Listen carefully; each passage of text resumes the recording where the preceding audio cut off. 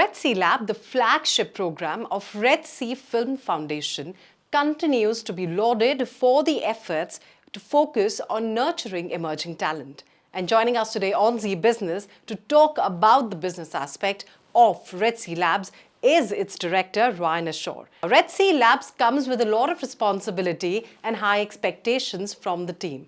What are your goals and how do you plan to contribute to the festival? As a head of the Red Sea Labs, we have created the labs to be the premier or the first go-to platform for filmmakers.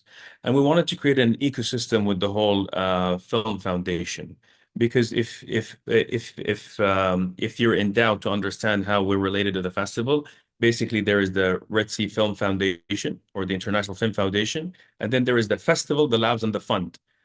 Most of the people know the fund and the festival, and the labs was the youngest in terms of creating the labs. But the programs that we had from before the lodge was actually predating the festival by a year. So we're celebrating the 5th year for the lodge this year. And we are so proud of the selections that we had last year and this year and the years before. So last year we included Africa, and this year we included Asia. So now we have Saudi Arab films, we have Asian films, and we have Africans. And the idea was to open to all of Asia, and this is a huge beast that we're opening development for. And aside from having the lodge, like every year, this year we have the Series Lab for the 2nd year, and we partnered with Film Independent, one of the most premier labs and developing entities around the world, and they're based in LA, and they've been doing it for over 20 years. So we had 7 projects from Asia, Africa, and the Arabian countries. Successful, I would say, program. Although this was the first year we do it with Film Independent, but it's proven to be a fantastic journey for them. We started in Los Angeles a couple of months ago, and now and they had many meetings online before and after, and now they're going to be pitching their projects in the souk on the 8th. So this is a great thing that we're having, feature films and series.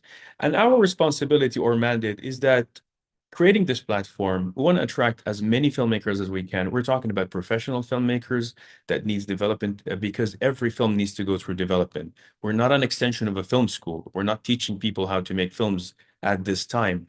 We're enhancing their skills. And we have a plan to go into schools. We're having a plans into finding, younger talents, like you're talking about the 10-year-old. We're going to ask them to make films and teach them and give them the tools to make. Basically, when we were going into expanding from one program to multiple programs, at the beginning, it seemed like it was a mission impossible.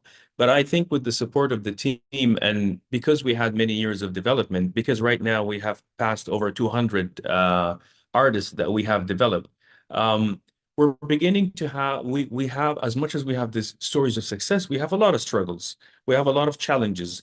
In the international markets, reaching out to certain countries, for example, reaching out to people who lack development, and they don't have much connections with the festival, because you're talking about countries in the middle of Asia, for example, or in places in Africa that don't subscribe to a lot of festivals, but there are people who want to be filmmakers. So our challenge is to reach out to these filmmakers or potential filmmakers and to let them know, hey, we're here for you. We have created this lab because we want to develop you and support you. So this is one of the most challenging aspects that we have.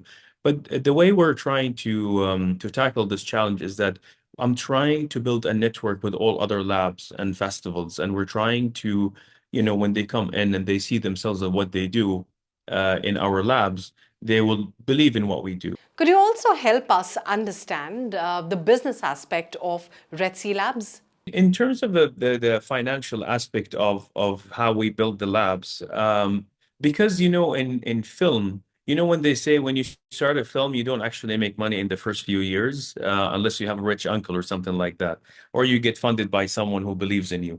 And developing filmmakers is the same.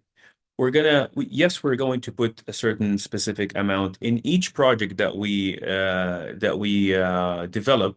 For example, in the lodge, But we are going as co-producers with them. We are helping them in each and every single way that we can, to elevate the project, but also to get it out there in the industry to have maximum visibility for them as well. So there would be an amount spent on each project, and the return would be later on, not in the first 1 or 2 years, because it takes them a while to get funded. However, there's another aspect that we would think of. So because we have the Red Sea Fund, and they have a development phase that they finance projects. If you're going to get financed by the fund, you will not qualify for our lab because you already had that money. So it doesn't make sense that we spend twice on the same project, giving us a chance to support more projects. And the other way around, if you're accepted at the lab, you won't be eligible for development. However, you would be eligible for production. And in production, they have models of recoupment in the fund, which benefits all of us as well.